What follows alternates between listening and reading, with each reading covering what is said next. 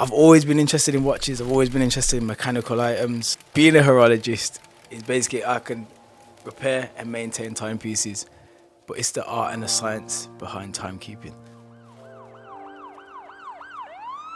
As a youth, I was involved in enough bad stuff where I'd be out with the boys and we're just getting up to all manner of badness. A turning point for me was bagging my apprenticeship. I started at 16.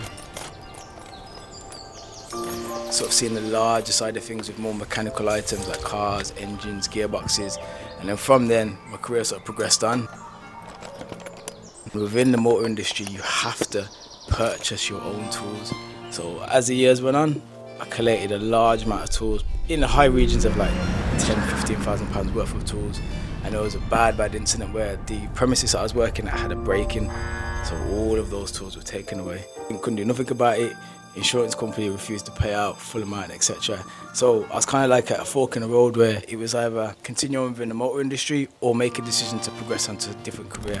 I was literally in the dentist one day reading a magazine and I came to a watch advert and I saw this word at the bottom, horology. And I was looking at it and I thought, what's horology? So I Googled it as you do.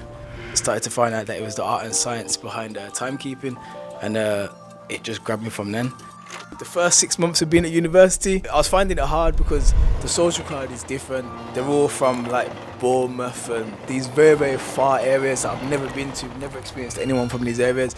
So when they came down and we sort of mingled together, I got along with them, but the friendships were just, there was just on face value. It wasn't going any further, and I kind of thought, okay, cool, that's because of the social class differences. Like, as much as I believe in myself, I now know that I've got a lot of competition in this class and I need to work harder, not just because of where I'm from, but because of my colour of my skin. I was the only black person in my class.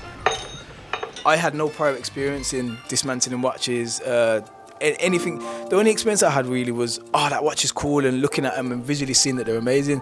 These people had like the background research on names of watchmakers and statements from them and letters and pictures, and I was like, rah, like these people have been out there and they've researched this field before they've come here. I was just fresh to it. I was just like, I'm interested in watches, I'm going to do this, I'm going to get involved.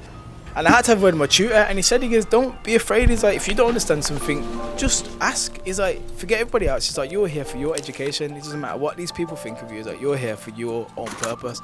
It was like therapy, just being able to sit there and dismantle these watches, headphones in, listen to classical music, and just take my time, and everything flows. It was an amazing feeling, but I've never felt so calm in my life. The freedom of being able to sort of take your time and perfect dismantling these movements, inspecting the movements, ensuring that everything's okay, cleaning these movements, re-oiling them, reassembling them, and then actually seeing them spring back to life. It was like a massive goal sort of accomplished. Just being able to sort of, going from sort of visualizing something and then putting it down on paper and then seeing it come to life, knowing all the hard work you put into it and then seeing it, it's like a massive milestone. It's like, okay, cool, I've followed through with the whole process. The next step now is just to create more.